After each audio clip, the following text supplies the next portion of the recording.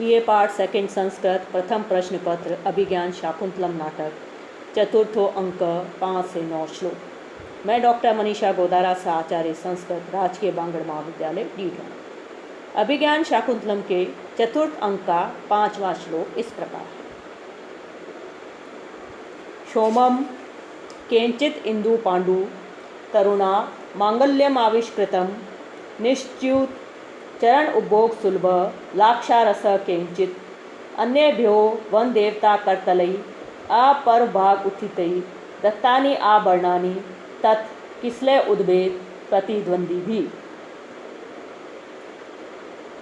अन्वय केंचित तरुणा इंदु पांडु मांगल्यम सोमम आविष्कृतम केंचित चरण उपभोग सुलभ लाक्षारस निश्च्युतः अन्येभ्य आपर्वभाग उत्थितई तत्किसले उद्भेद प्रतिद्वंदी भी वन देवता करतलई आभरणानि दत्तानि। शब्दार्थ केंचित किसी तरुणा वृक्ष के द्वारा, इंदु पांडु चंद्रमा के समान श्वेत, मांगल्यम मांगलिक, सोमम रेशमी वस्त्र आविष्कृतम प्रकट किया गया, चरण उपभोग सुलभ पैरों में उपयोग के योग्य, लाक्षारस महावरिया अल तक, निश्चुत टपकाया गया, आ पर भाग उत्थितई कलाई तक ऊपर निकले हुए, तत्किसले उद्भेद प्रतिद्वंदी भी उन नवीन पल्लवों के विकास की स्पर्धा करने वाले अर्थात उनके समान। वन देवताओं की हथेलियों ने आभूषण प्रदान किए। आभरणानि आभूषण, दत्तानि प्रदान किए, दिए गए। अनुवाद, हम लोगों के लिए किसी वृक्ष के द्वारा चंद्रमा की तरह श्वेत मांगलिक रेशमी वस्त्र प्रकट किया गया, किसी वृक्ष के द्वारा पैरों के उपभोग के योग्य अल तक टपकाया गया, अन्य वृक्षों के द्वारा कलाई तक निकले हुए उन नवीन पल्लवों के विकास की स्पर्धा करने वाले अर्थात उनके समान वन देवताओं की हथेलियों ने आभूषण प्रदान किए। व्याख्या, ऋषि कुमार आभूषण प्राप्ति का रहस्य बतलाते हुए कहते हैं कि किसी वृक्ष के द्वारा चंद्रमा के समान श्वेत मांगलिक रेशमी वस्त्र का जोड़ा दिया गया, किसी वृक्ष ने चरणों को रगने योग्य महावर निकाल कर दिया तथा वृक्ष अधिष्ठित देवताओं ने अपने कर पल्लवों से आभूषण प्रदान किए। देते समय उन देवताओं के हाथ केवल कलाई तक ही बाहर निकले हुए थे तथा वे वृक्षों के नवीन पल्लवों के समान कोमल तथा लाल लाल थे। विशेष, किसले उद्भेद प्रतिद्वंदी भी यहाँ पर लक्षणा के द्वारा रक्तता तथा कोमलता आदि की व्यंजना की है।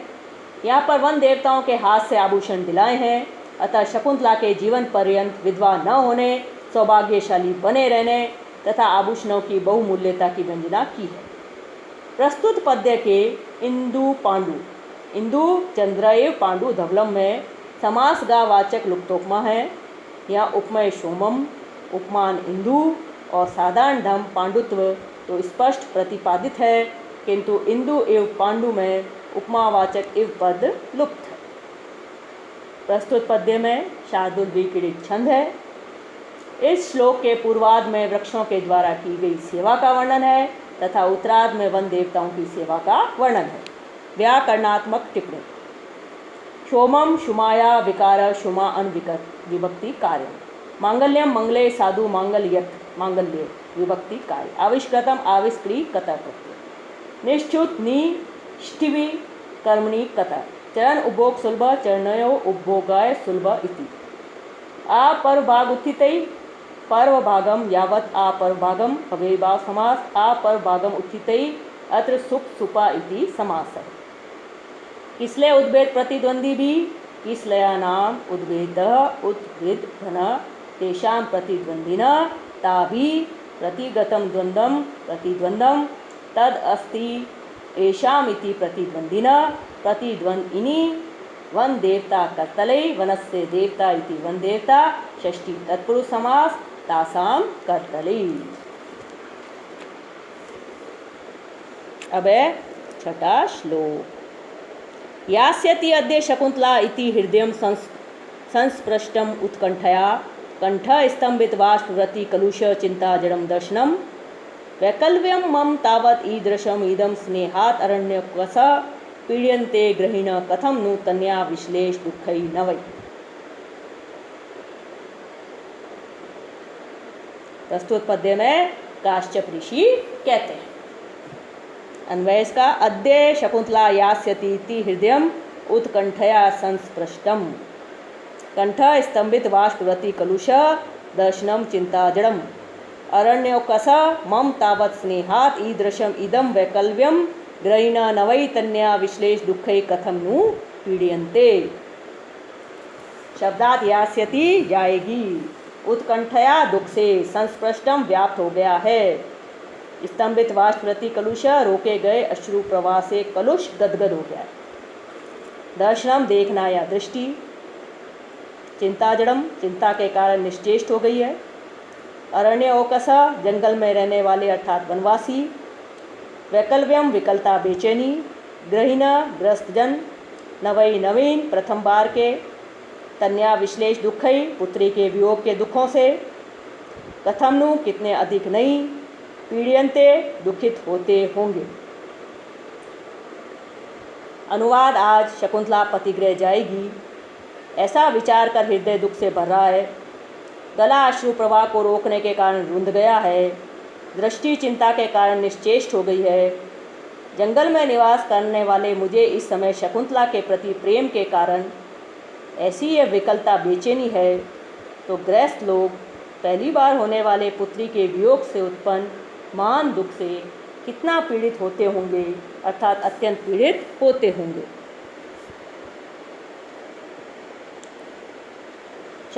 व्याख्या, आज शकुंतला जाएगी, इस कारण मन चिंता से स्पष्ट हो रहा है। केवल विचार मात्र से मन की ऐसी स्थिति है, जब वह चली जाएगी तब मन की क्या दशा होगी, अर्थात तब तो हृदय अत्यंत उत्कंठित हो उठेगा। आंसुओं के प्रवाह को भीतर ही रोक लेने के कारण मेरा गला भर गया है, अर्थात गला गदगद हो गया है, मेरी दृष्टि भी निश्चेष्ट हो गई है, अर्थात चिंता के कारण आँखों से स्पष्ट भी दिखलाई नहीं पड़ता। वन में रहने वाले मुझे स्नेह के कारण यदि इतनी विकलता है, तो गृहस्थ लोगों को अपनी पुत्री के प्रथम बार के वियोग के दुखों से कितनी अधिक पीड़ा न होती होगी, अर्थात उन्हें तो सबसे अधिक पीड़ा होती होगी। विशेष संस्कृत साहित्य में उक्ति प्रसिद्ध है, काव्येषु नाटकम रम्यम तत्र रम्या शकुंतला तत्रापि च चतुर्थो अंक तत्र श्लोक चतुष्टयम्।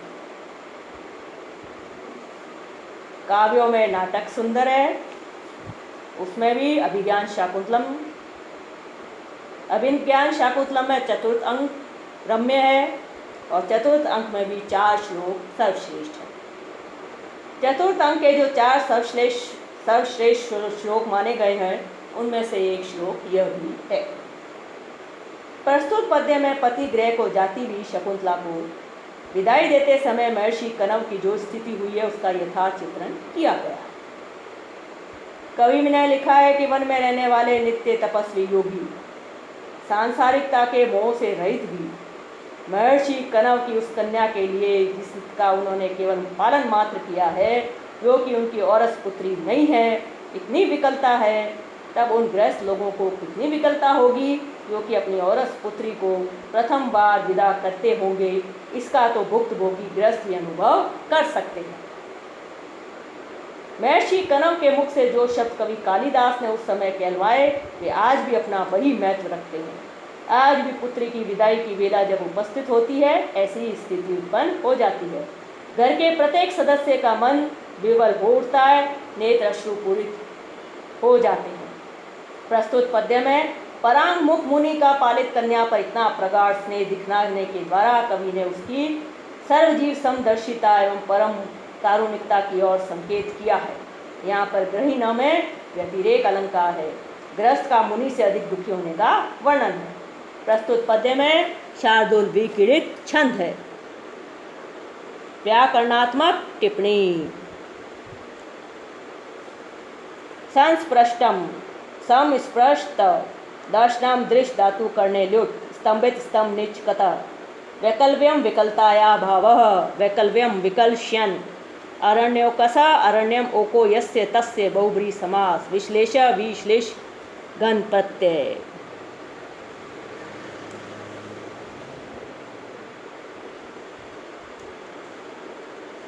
सातवां पद्य। काश्यप ऋषि कह रहे हैं, वत्से हे पुत्री, यया तेरेव शर्मिष्ठा भर्तु बहुमता भव, सुतम त्वमपि सम्राजम सेव पुरुम अवाप्नुहि। अन्वय, यया ते शर्मिष्ठा एव भर्तु बहुमता भव, सा पुरम एव त्वमपि सम्राजम सुतम अवाप्नुहि। शब्दार्थ, ययाति चंद्रवंश के संस्थापक राजा ययाति की तरह भर्तृपति की बहुमता भव, अत्यधिक प्रिया बनो, सम्राजम सम्राट अवाप्नुहि प्राप्त करो। अनुवाद, ययाति नहुषपुत्र चंद्रवंशी राजा की शर्मिष्ठा राक्षस राज वृषपर्वन की पुत्री के समान अपने पति दुष्यंत की अत्यधिक आदर प्राप्त करने वाली प्रियतमा हो, तथा तुम भी उस शर्मिष्ठा के पुत्र पुरु के समान चक्रवर्ती पुत्र को प्राप्त करो।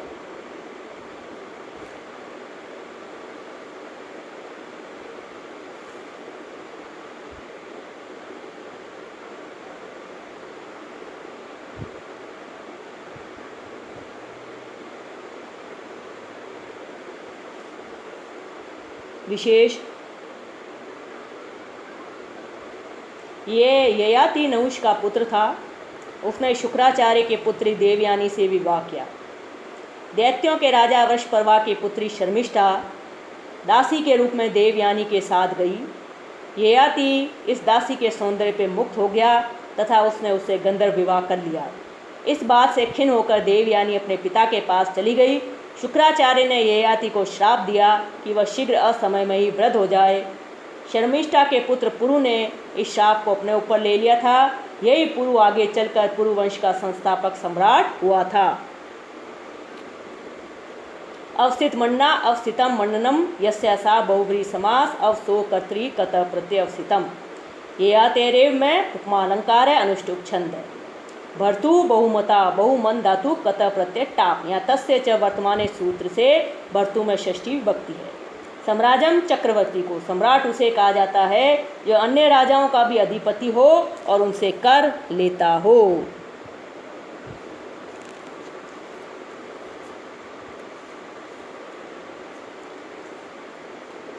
आठवां श्लोक। काश्यप ऋषि ऋग्वेद के छंद के द्वारा आशीर्वाद देते हुए कहते हैं, हे पुत्री, अमी वेदिम परिता क्लप्त दिशनया समिधवंत प्रांत संस्थेन दर्भा अपघंतो दूरितम हव्य गंधई वेताना त्वाम वहन्य पावयंतु। ऋग्वेद के छंद में बने श्लोक से आशीर्वाद देते हुए काश्यप ऋषि कहते हैं, हे पुत्री। अन्वय, समिधवंत वेदिम परित क्लप्त दिशनया प्रांत संस्थीन दर्भा अमी वेताना वहन्य हव्य गंधई दूरितम अपघनंत त्वाम पावयंतु। समिधवंत समिधाओं से युक्त, वेदिम परिता वेदी के चारों ओर, क्लप्त दिशनया इस प्रतिष्ठापित, प्रांत संस्थीन दर्भा किनारे पर बिछाए गए कुशों से युक्त, वैताना यज्ञ, अमी ये वहनीय अग्नियाँ, हव्य गंधई आहुति दिए गए द्रव्यों की गंध से, दूरितम पाप को अपघनंता नष्ट करती हुई पावयंतु तुम्हें पवित्र करें।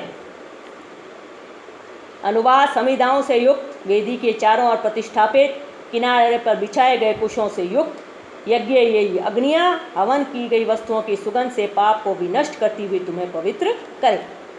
व्याख्या, काश्यप मुनि शकुंतला को आशीर्वाद देते हुए कहते हैं कि ये यज्ञ अग्नियाँ जिनमें समिधाएं प्रज्वलित हो रही हैं तथा जिन्हें वेदी के चारों ओर संस्थापित किया गया है और जिनके किनारों पर कुशों को बिछाया गया है, अपने हवनीय पदार्थों की सुगंध से पापों विघ्नों को नष्ट करती हुई तुम्हें पवित्र करें।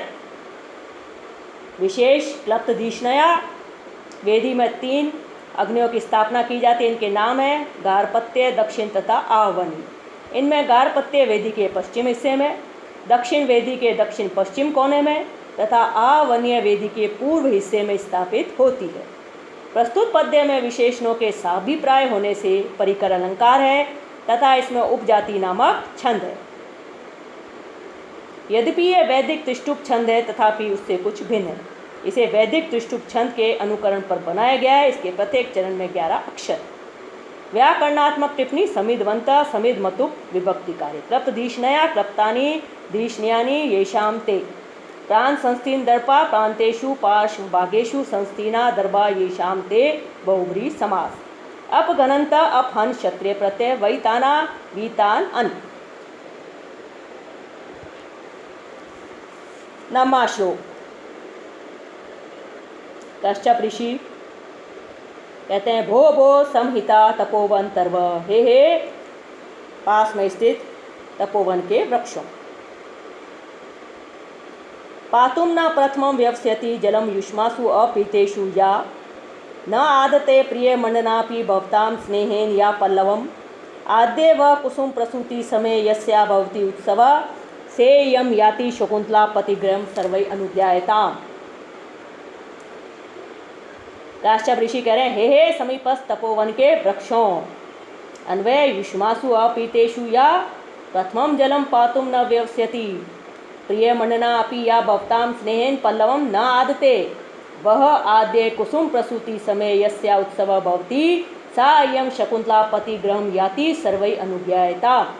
युष्मासु आप लोगों के, अपीतेषु बिना जल पिलाए, प्रथम पहले, न व्यवस्यति जो प्रयत्न नहीं करती थी, प्रिय मंडनापि अलंकरण प्रिया होने पर भी, भवताम स्नेहेन आप लोगों के प्रति स्नेह होने के कारण, पल्लवम पत्ते को न आदते नहीं तोड़ती थी, वह आप लोगों के आद्य प्रथम कुसुम प्रसूति समय पुष्प निकलने के अवसर पर उत्सव भवती उसका उत्सव होता था। सर्वै अनुज्ञायताम आप सब उसे पतिगृह जाने की अनुमति प्रदान करें।